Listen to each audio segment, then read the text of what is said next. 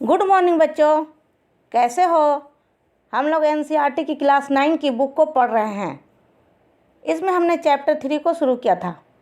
पिछले वीडियो में भारत की नदियाँ यानी हिमालय की नदियाँ और प्रायद्वीपीय नदियों के बारे में पढ़ा था। आज हम इसके अपवाह चैप्टर के दूसरे टॉपिक झील को पढ़ेंगे। भारत में कौन कौन मुख्य झीलें हैं और प्राकृतिक झीलें, मानव निर्मित झीलों के बारे में जानेंगे।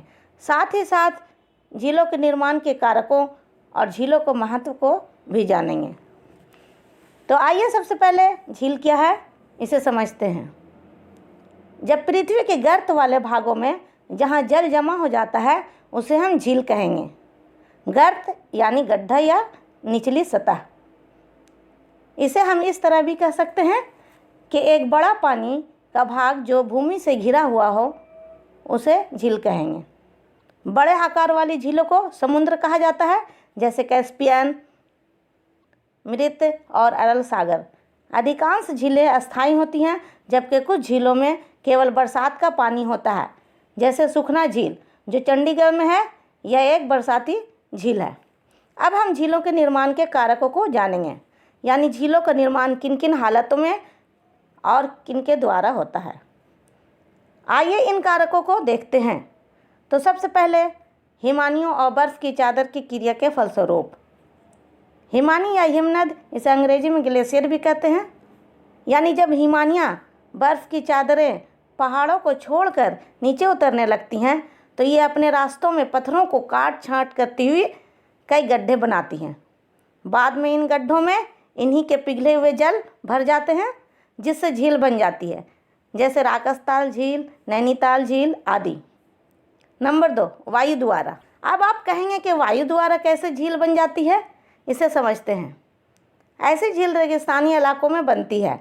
रेगिस्तानी या मरुस्थल तो आप जानते ही हैं, जहाँ बालू ही बालू होता है।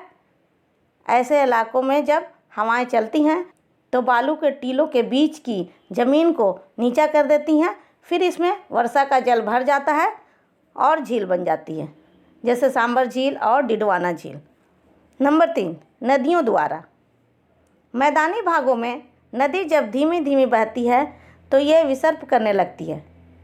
ये विसर्प ऐसा आकार का होता है, अधिक विसर्पण के कारण अपने दोनों किनारों पर कटाव करती है, फिर अपने विसर्प को छोड़कर अलग हो जाती है और सीधा रास्ता पकड़ लेती है।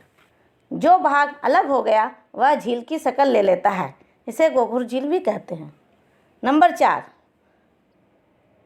भूगर्भीय क्रियाओं द्वारा। जब पृथ्वी की पपड़ियाँ ऊपर नीचे धंसती हैं तो पानी जमा होकर झील बन जाती है, यानी पृथ्वी के अंदर होने वाली हलचलों के कारण कभी कभी अंतःकृत गड्ढे बन जाते हैं और यही गड्ढे जल से भरकर झील बन जाते हैं, जैसे उलर झील। नंबर 5, समुद्र की धाराओं द्वारा। समुद्र की धाराएं नदियों के मुहाने पर बालू मिट्टी को जमा कर करके रोधिका या टीले बना देती हैं और जल क्षेत्र को समुद्र से अलग कर देती हैं। इन्हें लैगून भी कहा जाता है, जैसे चिल्का झील, पुलिकट झील और कोलेरू झील। नंबर 6, ज्वालामुखी उद्गार के बाद। जब किसी इलाके में ज्वालामुखी फटता है, ज्वालामुखी उद्गार शांत हो जाता है, तो इसके बाद इनके मुख में वर्षा का जल जमा होने लगता है, जिससे झील बन जाती है, जैसे लोनार झील। नंबर 7, मानवीय क्रियाकलाप द्वारा। मानव अपनी ज़रूरतों को पूरा करने के लिए नदियों पर बांध बनाकर झीलों का निर्माण करते हैं, यानी बिजली, सिंचाई, नौकायान, तैराकी आदि के लिए झील बनाते हैं, जैसे गुरु गोविंद सागर, राणा प्रताप सागर। अब हम खारे और मीठे पानी वाली झीलों के नामों को जानते हैं। मीठे पानी वाली झीलें, उलर झील, ये जम्मू कश्मीर में है। डल झील, ये भी जम्मू कश्मीर में है। भीमताल झील उत्तराखंड में है। नैनीताल झील, ये भी उत्तराखंड में है। लोकताल झील, ये मणिपुर में स्थित है। बड़ा पानी या बड़ा पानी झील, ये मेघालय में है। अब खारे पानी की झीलों को देखते हैं। इनमें कुछ मुख्य झील ये हैं।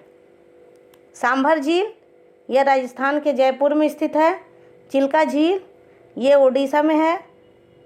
पुलिकट झील, ये तमिलनाडु में है। लोनार झील, ये महाराष्ट्र राज्य में है। अब हम प्रमुख प्राकृतिक झीलों के नामों को जानते हैं। भारत के प्रमुख प्राकृतिक झील, उलर झील, ये कश्मीर में है। डल झील, ये श्रीनगर में है। भीमताल झील, उत्तराखंड में। नैनीताल, ये भी उत्तराखंड में है।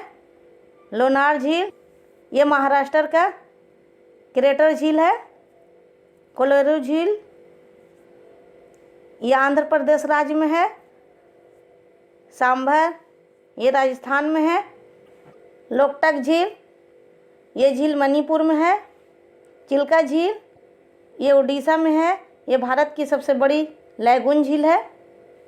पुलिकट, ये तमिलनाडु की एक लैगून है। अब हम मानव निर्मित झीलों के नामों को जान लेते हैं। मानव निर्मित झीलें मनुष्य द्वारा बनाई जाती हैं। मानव अपनी ज़रूरतों को पूरा करने के लिए इसे बनाते हैं। जैसे गुरु गोविंद सागर झील, ये हिमाचल प्रदेश के बिलासपुर में सतलज नदी पर स्थित है। निजाम सागर, ये तेलंगाना में है। नागार्जुन सागर, ये आंध्र प्रदेश में कृष्णा नदी पर है। राणा प्रताप सागर, ये हिमाचल प्रदेश में व्यास नदी के कांगड़ा में है। हीराकुंड, ये झील उड़ीसा में है और ये भारत की सबसे बड़ी मानव निर्मित झील है। बारा पानी या बड़ा पानी, इसे उमियम झील भी कहते हैं। ये मेघालय में स्थित है, शिलांग के पास, जो मेघालय की राजधानी है। कुछ मीठे पानी वाली झीलें और कुछ खारे पानी वाली झीलों को मानचित्र द्वारा देखते हैं। उलर झील, ये देखिए यहाँ पर है। ये भारत की सबसे बड़ी मीठे पानी वाली प्राकृतिक झील है। ये यहाँ पर देखिए डल झील है, ये कश्मीर में है। ये चंद्रताल झील है, ये हिमाचल प्रदेश में यहाँ पर है। ये झील अपनी प्राकृतिक सुंदरता के लिए प्रसिद्ध है। ये भीमताल, ये नैनीताल, ये दोनों उत्तराखंड में हैं। ये बड़ा पानी, इसे ओमियम के नाम से भी जाना जाता है। इसका नाम ओमियम इसलिए पड़ा क्योंकि मेघालय में एक नदी है ओमियम, इसी नदी के द्वारा ये झील बना है, इसलिए इसे ओमियम झील भी कहते हैं। लोकताक झील, ये मणिपुर में यहाँ पर एक स्थान है जिसका नाम मोरंग है, इसी के पास ये झील है। इस झील में जलीय घास तैरते हुए नजर आते हैं, इसलिए इसे तैरता हुआ झील भी कहते हैं, जो देखने में बहुत सुंदर लगता है।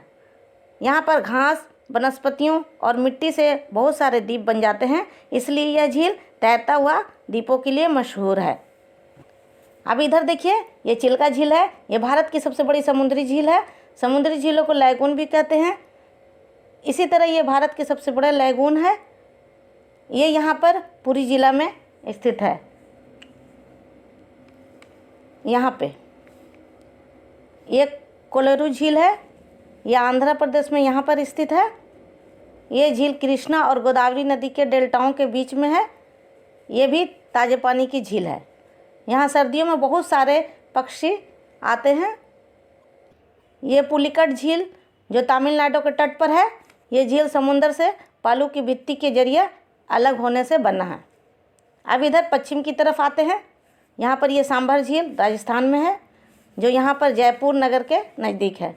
इसके जल का उपयोग नमक बनाने के लिए किया जाता है, इसलिए झील से बड़े पैमाने पर नमक का उत्पादन किया जाता है। ये भारत की सबसे बड़ी खारे पानी की झील है। अब ये देखिए, ये राजसमंद झील, ये राजस्थान ज़िले में स्थित है, जो गोमती नदी पर बनाया गया है। ये एक मानव निर्मित झील है। ये मीठे पानी का झील है। इसका पानी पीने और सिंचाई के काम में लाया जाता है। आपके परीक्षा में ये प्रश्न आ सकता है कि भारत का सबसे बड़ी मीठे पानी वाली प्राकृतिक झील कौन है? इसका उत्तर होगा उलर झील। इसी तरह दूसरा प्रश्न यह भी आ सकता है कि भारत में खारे पानी या लवण जल वाली झील कौन है? तो इसका उत्तर आप सांबर झील लिखेंगे। अब हम झीलों के महत्व को जानते हैं। झीलें मानव के लिए बहुत ज़्यादा लाभदायक होती हैं। झील नदी के बहाव को सुचारू बनाने में सहायक होती हैं।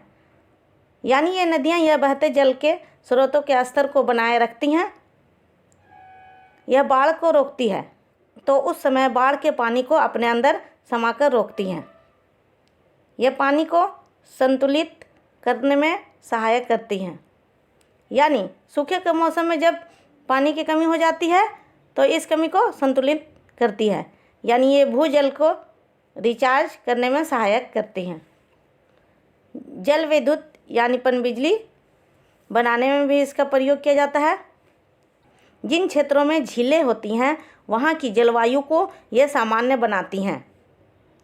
ये जलीय परितंत्र को संतुलित रखती हैं। यानी झील के अंदर जो गाद जमा होता रहता है, इससे जलीय परितंत्र को ताज़े पोषक तत्व मिलते रहते हैं। झील प्राकृतिक सुंदरता और पर्यटन को बढ़ावा देती हैं। यानी पर्यटकों को ये आकर्षित करती हैं। झील हमें मनोरंजन भी कराती हैं। यानी तैराकी, नौकायान इसी से होता है। इस प्रकार देखा जाए तो हमारे जीवन में झील का बहुत महत्व है। इस तरह आज हमने झीलों के बारे में बहुत सारी जानकारियाँ हासिल की। अब अगले टॉपिक में मिलते हैं। Thank you.